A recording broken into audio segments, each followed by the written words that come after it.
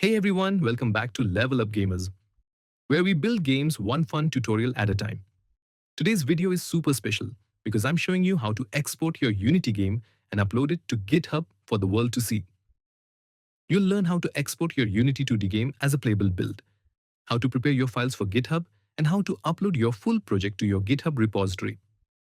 Go to File, Build Settings in Unity, select your platform, Windows/Mac/WebGL, click Add. Open Scenes, choose your build folder and click Build.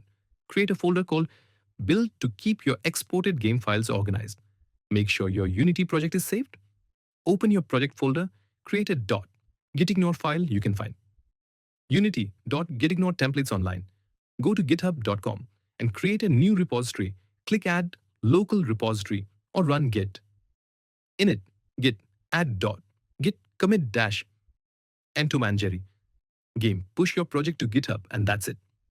Your Unity game is now live and hosted on GitHub. Drop the link in your portfolio or share it with other developers. If this video helped you, hit that like button, subscribe to Level Up Gamers, and let me know in the comments what you're building next.